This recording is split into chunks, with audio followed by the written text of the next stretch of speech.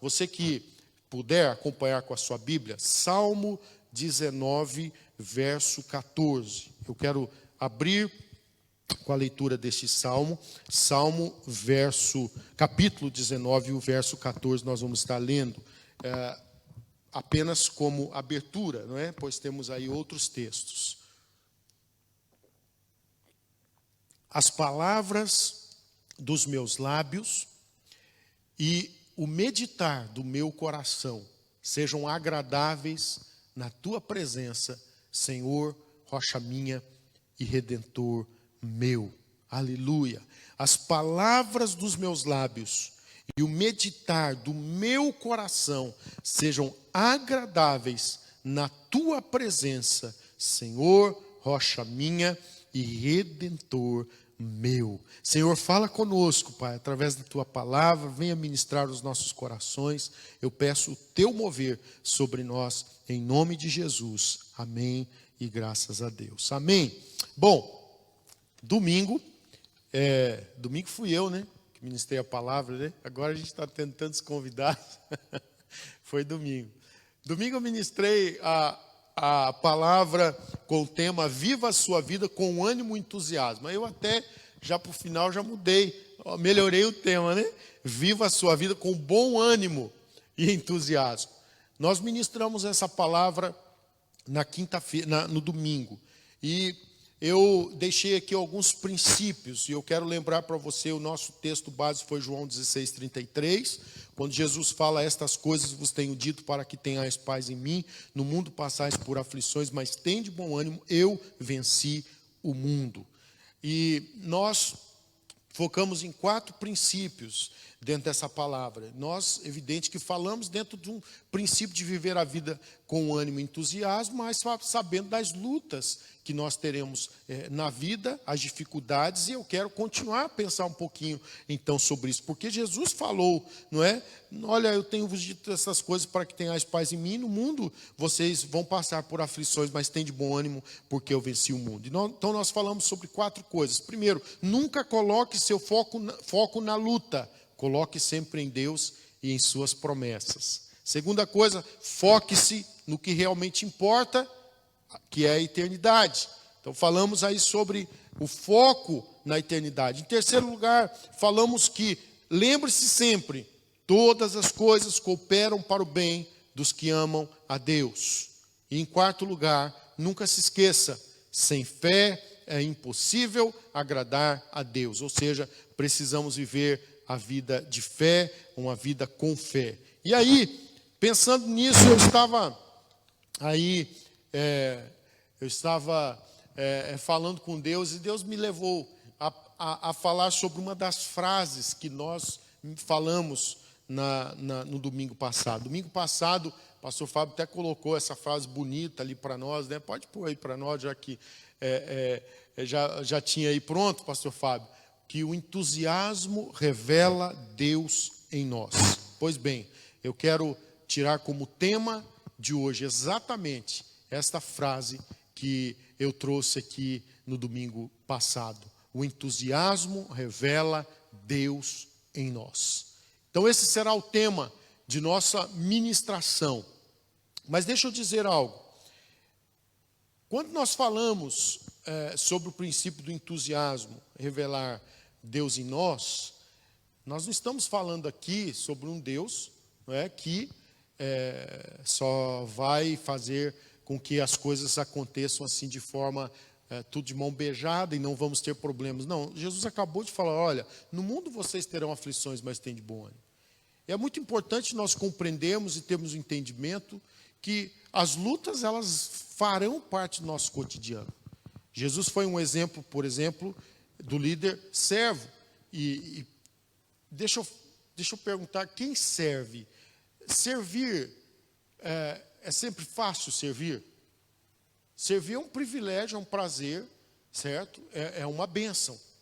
Mas o princípio de servir faz com que seja, muitas vezes, se torne doloroso. Às vezes, há princípios de serviço, tem serviços muito difíceis de se fazer. Jesus foi o líder servo, e nesse processo, dele ser o líder servo, ele se humilhou até a morte e morte e cruz, porque ele veio para cumprir um propósito.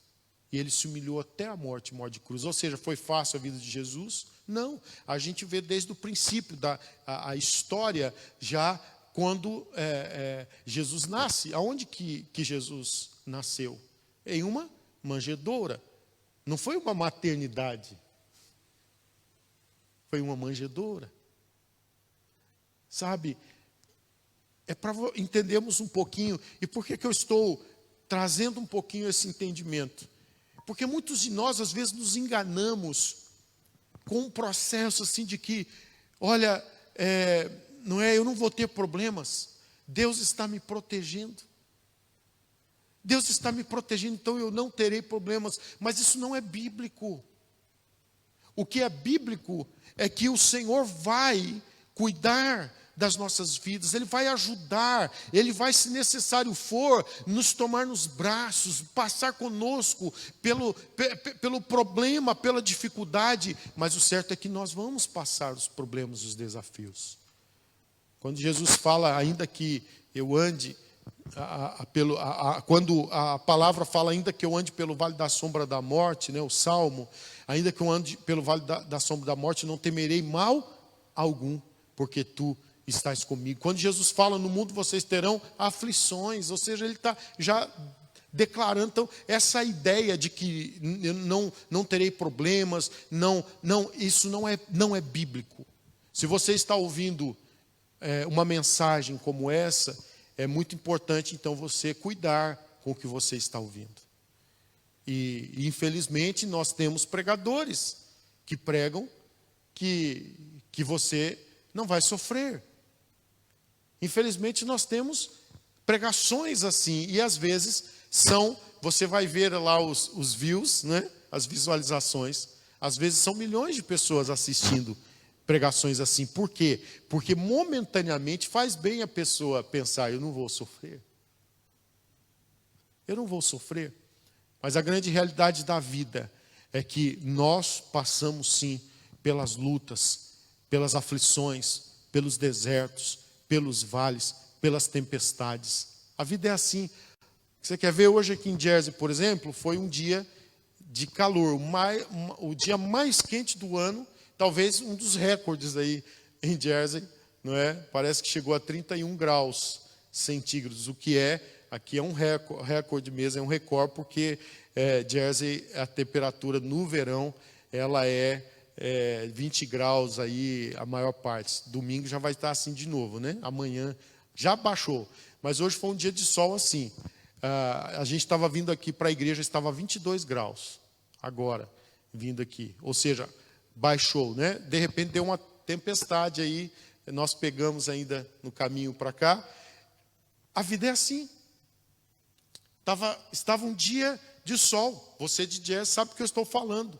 A nossa ilha é pequena, eu creio que talvez todos tenham vivenciado a mesma coisa, né? A gente veio para cá, inclusive pegamos um trânsito incomum, porque eu moro em St. Clements, perto da costa, então pegamos a via, né, costeira ali, passando pela praia, e aí não é comum, num dia de quinta-feira, você ter um trânsito como tivemos, porque as pessoas estavam todas saindo, de repente, todo mundo, por causa da tempestade, mas elas estavam na praia. Mas, de um momento para o outro, mudou. A vida, às vezes, é assim. De um momento para o outro, as coisas mudam. Eu queria que você pensasse um pouquinho nisso. Mas, e o que fazer, então? O que fazer? Quando tudo agora mudar, não para bem. Deixa eu lembrar algo. A Bíblia fala sobre o princípio de que nós teríamos as tempestades, e por isso a nossa casa, para ela subsistir, ela teria que estar firmada sobre a rocha. Porque quando vierem as tempestades, essa casa vai ficar firme. A Bíblia fala que aqueles que estiverem com as suas casas firmadas sobre a areia, que é aquele que ouve a palavra, mas não coloca em prática, O que vai acontecer? As tempestades virão, mas ele não terá a mesma resistência do que aquele que tem a sua casa firmada sobre a rocha. Quem é que tem a casa firmada sobre a rocha? É aquele que escuta e que pratica. A palavra de Deus não é simplesmente para ser escutada, mas praticada. Logo, eu tenho que partir do pressuposto de que eu não posso pegar partes isoladas, então, da Bíblia.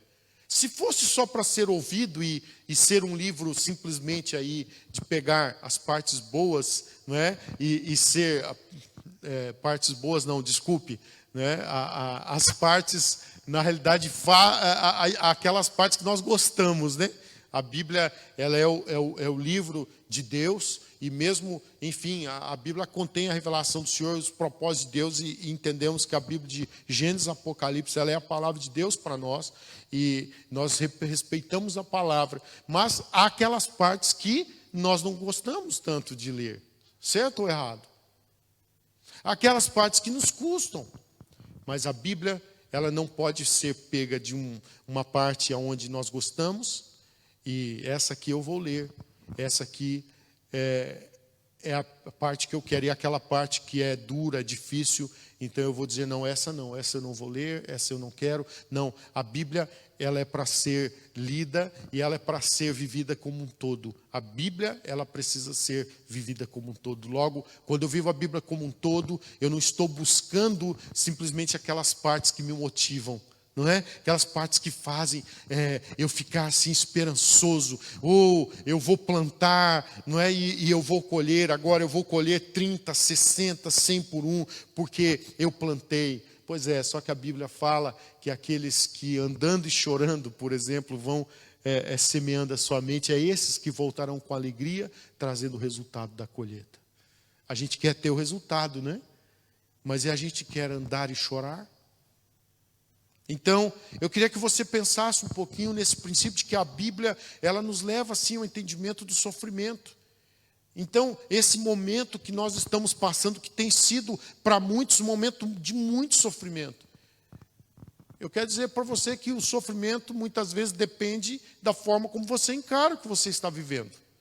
E é por isso que eu trouxe esse versículo bíblico que eu queria que o pastor Fábio colocasse mais uma vez aí para nós. É por isso que eu trouxe como tema, como base da nossa ministração, esse versículo do Salmo 19. Eu trouxe justamente Salmo 19, 14, para que a gente entenda isso. As palavras dos meus lábios e o meditar do meu coração sejam agradáveis na tua presença, Senhor, rocha minha e redentor meu.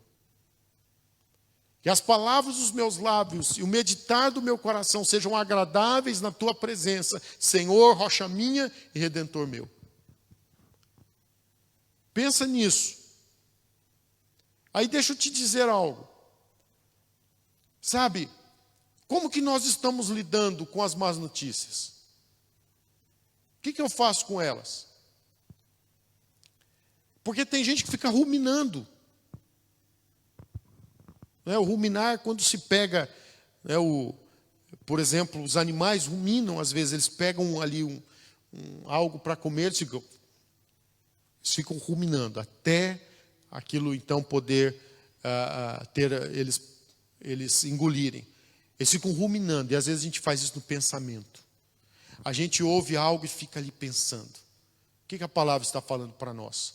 As palavras dos meus lábios e o meditar do meu coração sejam agradáveis na tua presença, Senhor, rocha minha e redentor meu. Queridos, eu trago essa palavra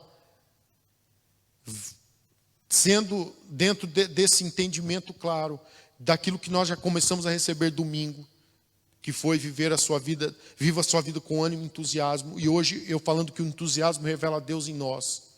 E aí esse versículo da palavra está falando que as palavras dos meus lábios e o meditar do meu coração sejam agradáveis na tua presença. Mas aqui não está falando uma condicional de que sejam agradáveis quando tudo vai bem, quando as coisas estão indo muito bem. Não, aqui está falando para ser, enfim, para serem dessa maneira. As palavras dos meus lábios e o meditar do meu coração sejam agradáveis na tua presença. Eu tenho estado a pensar um pouquinho nisso. Eu queria te levar a pensar um pouquinho nisso. Porque às vezes, quando vem o dia mal, as pessoas começam a pensar mal. Mas a palavra nos leva a isso? Não. O que a Bíblia fala? Não andeis ansiosos por coisa alguma. Então, meu irmão, eu não posso estar ansioso agora por causa desta pandemia. Eu não posso de forma alguma. Eu cheguei a viajar ainda um pouquinho, quando já havia começado, mês de fevereiro. Eu viajei bastante ainda. A minha última viagem, inclusive, eu terminei no 1º dia de março. Foi o dia que eu voltei para Jersey, depois eu não saí mais. Inclusive agora ainda não abriu, está para se abrir, mas ainda não abriu. As fronteiras estão fechadas, como você aqui de Jersey sabe. Mas é certo que, ainda quando eu fui em paz, voltei em paz. Porque eu estava cumprindo propósitos. Depois que eu deixei de ir, eu fiquei em paz. Eu estou esse tempo todo em paz. Eu tive que deixar de cumprir vários compromissos, exatamente porque não dava mais para cumprir. Mas eu fiquei em paz, eu estou em paz. Há pessoas que às vezes até falam, pastor, você deve estar agoniado esse tempo todo sem viajar, porque eu geralmente fico metade do tempo fora aqui de Jersey, viajando, atendendo os convites. Eu falo, você não tem ideia de como eu estou feliz por estar aqui. Da minha alegria estar aqui. Não é que eu fico triste em cumprir propósito, não. Mas eu amo estar aqui com a minha família, com a minha igreja, com os meus amigos, irmãos aqui que estamos juntos. Eu estou amando esse tempo. E, sinceramente, eu estou em paz. Sinceramente, para onde eu vou em paz. Se eu vou fazer a visita para alguém, eu vou em paz. Se eu vou a um supermercado, eu vou em paz. Se eu vou a uma farmácia, eu vou em paz. Irmãos, eu vou pensando em Deus que está me guardando. Então, deixa eu dizer, vamos mudar o foco. Porque o entusiasmo revela Deus em nós. Então eu quero dizer para você, é tempo da gente levantar a cabeça e da gente levantar os outros. Sabe, irmãos, é tempo de nós sermos gente entusiasmada, povo entusiasmado.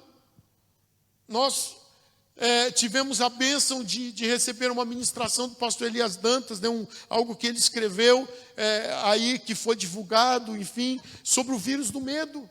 Que o vírus do medo estava atingindo muito mais pessoas do que exatamente o Covid-19. E essa é a grande verdade, que teve gente que não ficou afetado pelo Covid-19, mas tanta gente ficou afetada muito mais pelo vírus do medo. Por quê? Falta de Deus. Me desculpe, se você é cristão, você está ouvindo essa palavra, e você foi afetado pelo vírus do medo, você precisa se posicionar.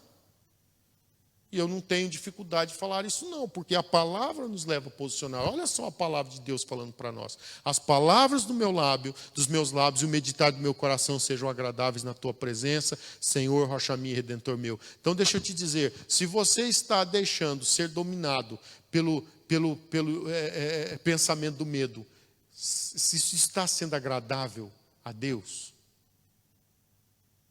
é agradável a Deus? De forma nenhuma. Sabe, porque o Deus que tem nos levado a crer no impossível, o Deus que tem nos levado a ver que nele nós tudo podemos, desde o início, queridos, nós tomamos nossas precauções. Agora, algo que eu não posso ter é ser dominado pelo medo. Você não me viu em momento algum nós falando aqui ou tomando alguma atitude com medo. As atitudes que tomamos foram atitudes baseadas nos direcionamentos que entendemos de Deus e, claro, das nossas autoridades. Não é?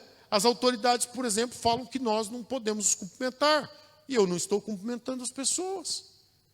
Ainda a pessoa, já tivemos situação, eu já tive, pastor Fábio já teve, e outras pessoas teve, de gente ficar até zangada com a gente, porque quiseram dar, como dizemos aqui, a mãozada, né? Cumprimentar com a mão, e a gente, não é? Cumprimentar de outra maneira. Aí a pessoa, mas você está com medo? Eu falei, não estou com medo, eu estou respeitando as autoridades. Se eu estivesse com medo, eu estava fechado. Certo? Não, eu encontro as pessoas, eu estou indo, respeitando os limites, eu estou fazendo contato com as pessoas. não é? Agora, precauções nós fazemos, mas entenda alguma coisa, as precauções elas têm que ser também tomadas com entendimento na palavra. Eu não tomo as minhas precauções pensando, porque se eu não fizer isso, o vírus, meu irmão, minha irmã, quem é o Deus que nós servimos? Será que há algum vírus que tem poder sobre nossas vidas? Quem tem poder sobre nós cantamos aqui, né? Quem tem poder sobre o pecado, sobre tudo, nosso Deus, Ele é poderoso, o Rei da Glória, o poderoso Deus, aleluia, dá vontade de começar aqui a cantar de novo. Esse é o nosso Deus. Então deixa eu te dizer algo, tenha um entendimento claro do que realmente você é em Deus e do que Deus quer para você. Quando você tem o entendimento de quem você é em Deus, do que Deus quer para você, você vive a sua vida com entusiasmo, e aí sim o entusiasmo, ele vai revelar Deus em você.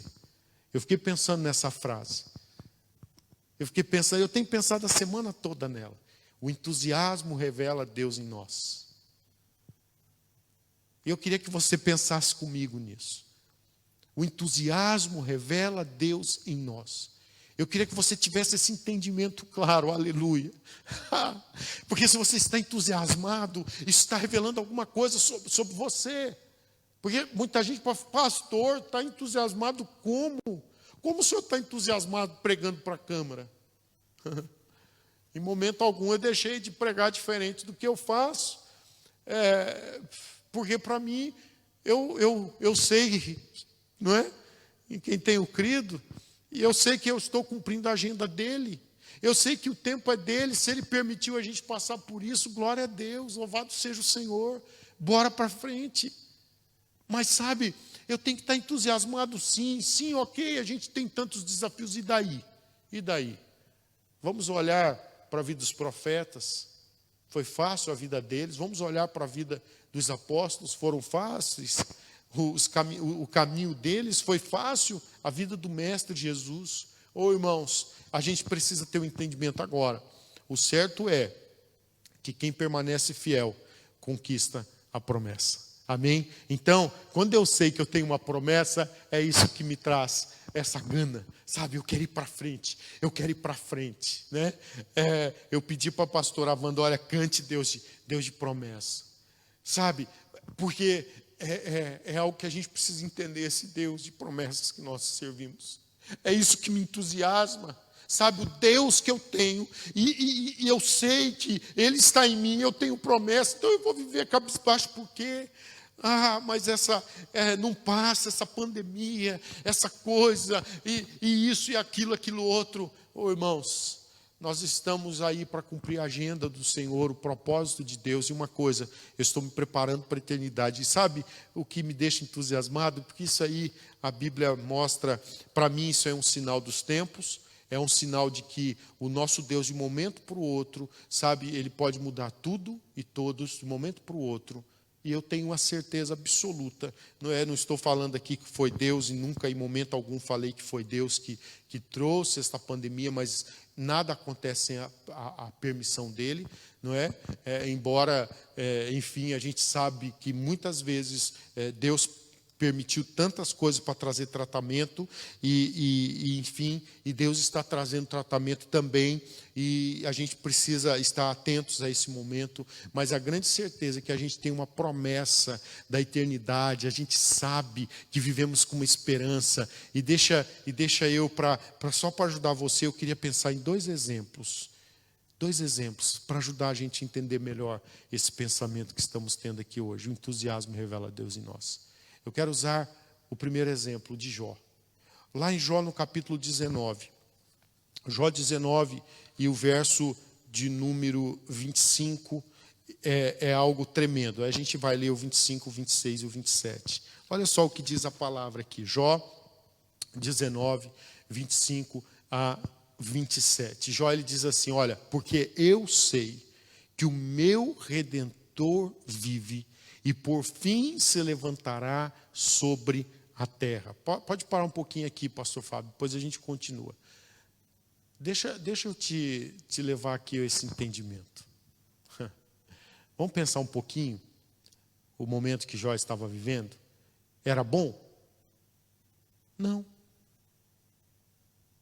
Era um momento tão complicado na vida que ninguém gostaria de passar e que talvez muitos não teriam força para passar.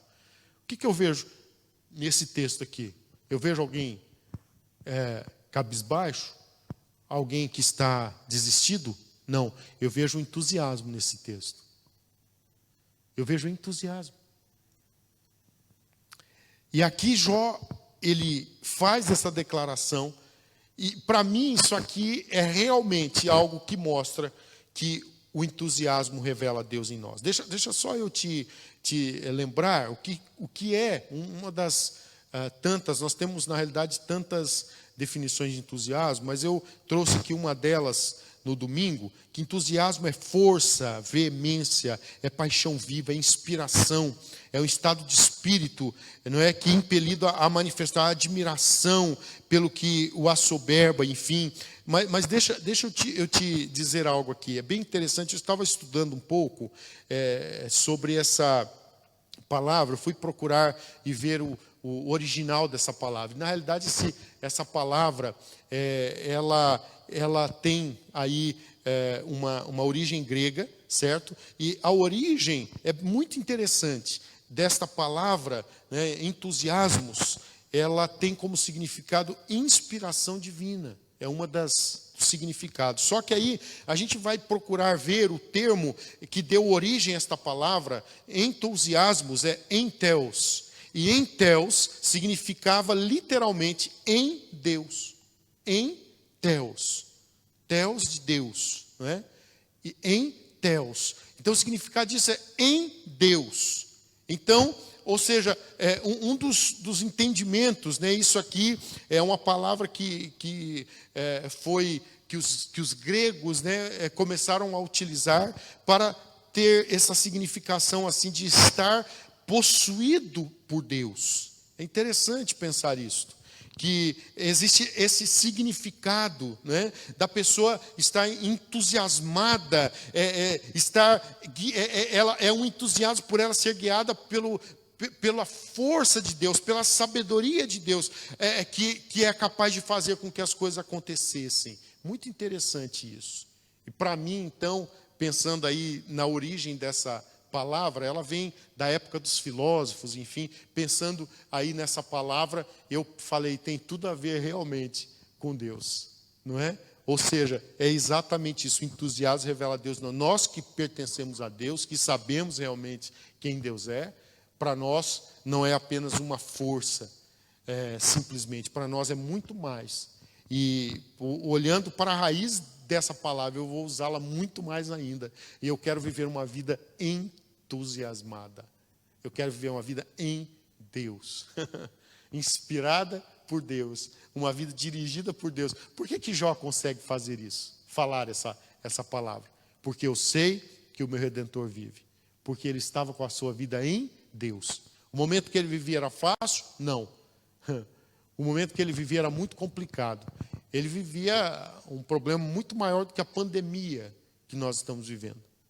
Porque para ele viveu um período de destruição, onde ele viu de um momento para o outro tudo acabar para ele, praticamente. Os seus filhos morreram, os seus servos desaparecem, né, de um momento para o outro. O seu rebanho, tudo, morre tudo. Uma tragédia. Os amigos se voltam contra ele e a esposa fala para ele, Jó, abandona o teu Deus e morre. Esse homem deveria, para muitos, simplesmente fazer o que a esposa tinha falado para ele fazer. Só que, no entanto, ele era um homem de Deus. E mesmo esse sofrimento, e depois ainda houve a situação dele ser tocado no próprio físico, onde a palavra fala que ele chegava a pegar cacos de telha para poder se coçar. Imagina o sofrimento que esse homem estava passando, porque ele também foi tocado no seu físico. No entanto, Jó, quando ele estava nessa ruína, ele faz essa declaração. Eu quero que você pegue essa declaração, porque eu sei que o meu Redentor vive, e por fim se levantará sobre a terra. O verso 26, ele fala assim que depois revestido este meu corpo da minha pele e em minha carne, verei a Deus. E o verso 27, vê-lo-ei por mim mesmo, os meus olhos o verão e não outros. De saudade me desfalece o coração dentro de mim. Que testemunho de um homem. Você vê alguém entusiasmado aqui ou não? Eu vejo.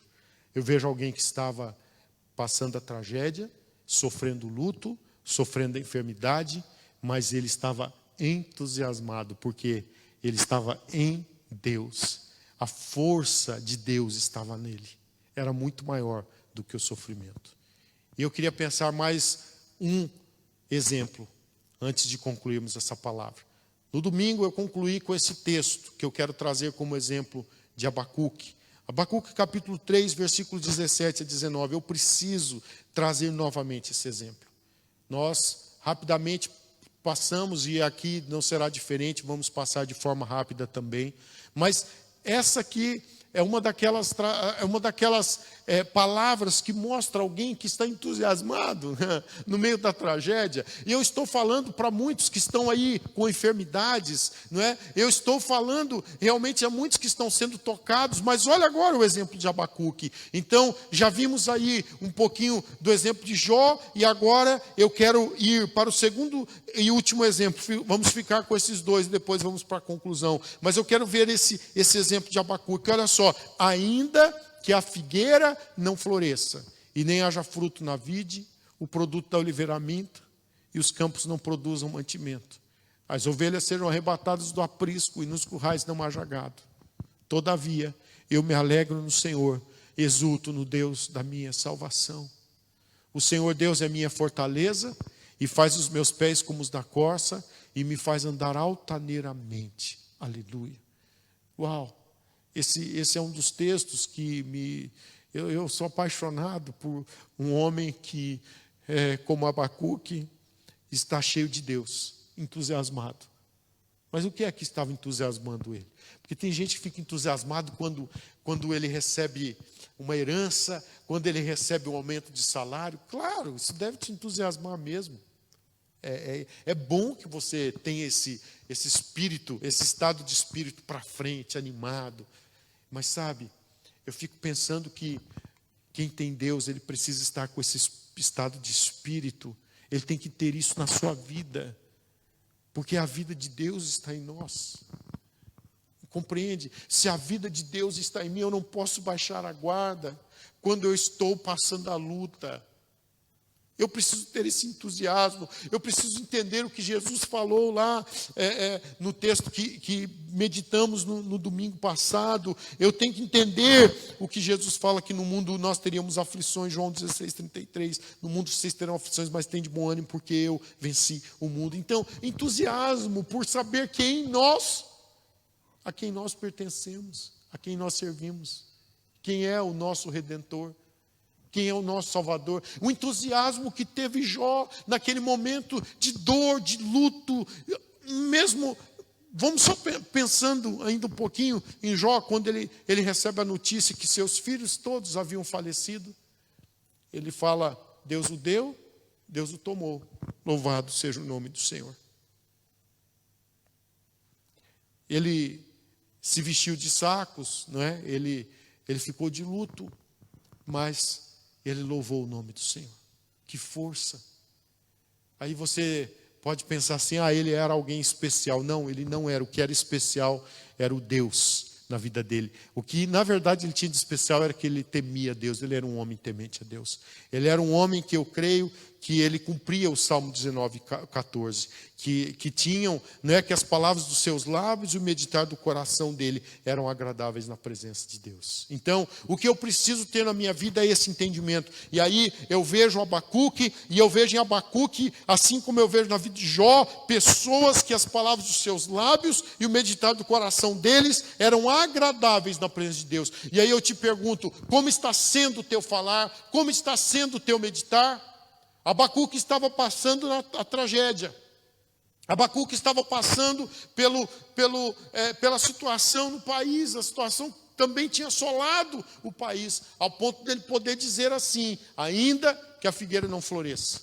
E aí nós vamos pensar dentro do entendimento de tanto tempo atrás. Isso aqui, Abacuque está aqui, esse texto é lá do século 8 antes de Cristo. Então nós estamos falando 2.800 anos atrás, onde não tinham as facilidades que temos hoje para guardar as coisas, no sentido, não é, de energia elétrica, essas coisas não tinham nada, não tinha nada disso. Então, um tempo onde eles tinham o que era do momento, né, acima de tudo, ou então os cereais que duravam mais, e o restante o que eles tinham ali do momento. Por exemplo, eles precisavam do leite fresco. Não tinha o leite longa-vida, né? Aliás, o longa-vida é coisa de pouco tempo para cá. Como muita coisa, é coisa de pouco tempo para cá. Às vezes a gente não pensa assim, a gente precisa pensar assim. Nós estamos falando de uma época que não tinha nada dessas coisas. E aí ele fala assim, olha, ainda que a figueira não floresça, ainda que não haja fruto na vide, o produto da oliveira minta, os campos não produzam mantimento, as ovelhas serão arrebatadas do aprisco e nos currais não haja gado. Pensa nisso. Pensa nessa situação terrível. Isso aqui a gente pode chamar uma desgraça. Isso aqui a gente pode chamar um caos. Isso aqui a gente pode chamar uma tragédia nacional. Mas aí qual é a visão de Abacuque? O que a boca dele fala? O que é o meditar dele? Verso 18. Todavia, eu me alegro, eu me entusiasmo, aleluia. Eu me entusiasmo em Deus. Todavia eu me alegro no Senhor e exulto no Deus da minha salvação. A gente precisa ir mais para a presença de Deus, irmãos. Aleluia. O Senhor Deus é minha fortaleza. E faz os meus pés como os da corça, me faz andar altaneiramente. Uau, esse homem podia estar devastado. E ele estava falando assim, o Senhor Deus é minha fortaleza. Realmente eu estou vivendo um tempo tão complicado. Ele estava vivendo um tempo tão complicado. Mas Deus é minha fortaleza. Uau. Obrigado, Senhor. Eu quero concluir essa palavra, mas antes de passar para a conclusão, pensa mais um pouquinho nesse momento de Abacuque. E pensa na capacidade dele, mesmo no meio do caos. O versículo 18, ele traz para nós o entendimento. Todavia eu me alegro no Senhor e exulto no Deus da minha salvação. Ou seja, apesar de tudo, apesar de toda a desgraça, do caos, da tragédia nacional, todavia eu me alegro no Senhor. Ou seja, ele é mais ou menos assim, eu me recuso a ficar triste, abatido. Eu me recuso a ficar com medo do amanhã. É mais ou menos assim, eu me recuso. É um pensamento meu, de repente ele falando assim, é como ele falasse, ele bradasse. Eu me recuso. Eu me recuso a ser um refém desse momento. Ele poderia viver a tormenta que estava sendo real, mas ele poderia viver também a tormenta da alma, do espírito. Deixa eu dizer algo. A gente pode viver a tormenta no físico, tendo o espírito avivado, o espírito fortalecido e o espírito bem firme naquele que nos criou. Então, depende de cada um de nós. Eu não sei como está o seu emocional, mas deixa eu te dizer, levanta os olhos, veja de onde vem o teu socorro, e que o seu coração seja cheio de esperança nessa noite, seja cheio de Deus, e que você possa estar entusiasmado, porque o entusiasmo revela Deus em nós. Mas deixa eu ler 2 textos para concluir essa mensagem. Romanos 12, verso 12.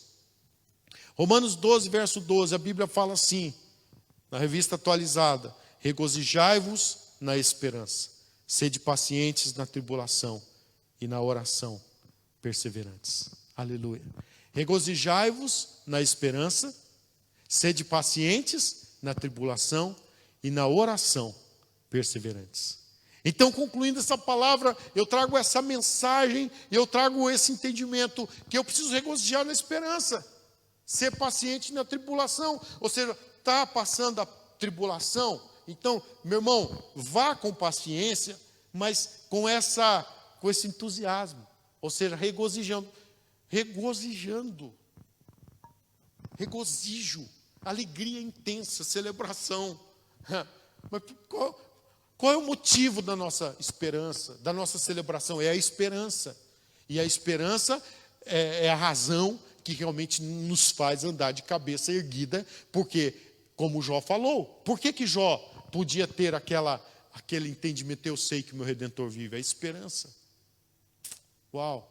Então, regozijai-vos na esperança. Você pode estar passando uma grande tribulação, regozija na esperança, regozija no teu Deus. E segundo os Coríntios 6, versículo 4 a versículo 10, diz assim: pelo contrário, em tudo, recomendando-nos a nós mesmos como ministros de Deus, na muita paciência, nas aflições, nas privações, nas angústias, nos açoites, nas prisões, nos tumultos, nos trabalhos, nas vigílias, nos jejuns, na pureza, no saber, na longanimidade, na bondade, no Espírito Santo, no amor não fingido, na palavra da verdade, no poder de Deus, pelas armas da justiça, quer ofensivas, quer defensivas, por honra e por desonra, por infâmia e por boa fama, como enganadores e sendo verdadeiros, como desconhecidos, entretanto bem conhecidos, como se estivéssemos morrendo, contudo, eis que vivemos,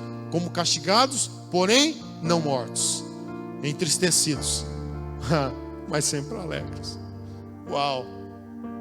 Pobres, mas enriquecendo a muitos, nada tendo, mas possuindo tudo. Aleluia. Entristecidos, mas sempre alegres. Deixa esse versículo um pouquinho na tela, pastor Fábio. Quantas lutas que foram descritas aqui pelo apóstolo. Ele fala assim, olha, entristecidos, mas sempre alegres. Aleluia. O que é isso aqui? É o entusiasmo do Deus que ele serviu. Pobres, mas enriquecendo a muitos. Nada tendo, mas possuindo tudo. Eu quero orar por você nessa noite. Que Deus nos traga esse entendimento daquilo que Paulo nos apresentou nesse último texto, falando da igreja de Corinto. Que a gente tenha o entendimento de Abacuque, que a gente tenha o entendimento de Jó, que a gente consiga compreender que não importam as lutas, o Deus que está em nós, Ele nos dá a capacidade para a gente viver essa vida com ânimo, com entusiasmo. O que me faz estar de cabeça erguida não são as circunstâncias. O que me faz estar de cabeça erguida não são as vitórias momentâneas. O que me faz estar de cabeça erguida é o que fazia Jó estar de cabeça erguida. Eu sei que o meu Redentor vive. Eu espero que Deus renove você nessa noite e que essa palavra traga a você discernimento, para que você nesse tempo não se entregue ao medo, não se entregue à preocupação, não se entregue ao desânimo, não se entregue a seja lá o que quer atingir você, os dardos inflamados do maligno, a que você não se entregue a nada, mas você se entrega ao propósito do eterno Deus.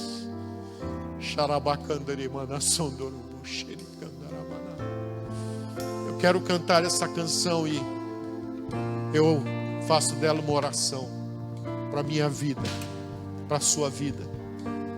Quero pedir ao Senhor que ministre poderosamente a sua alma, o seu espírito nessa hora, e venha te ministrar, te abençoar, assim como Ele tem me ministrado e me abençoado.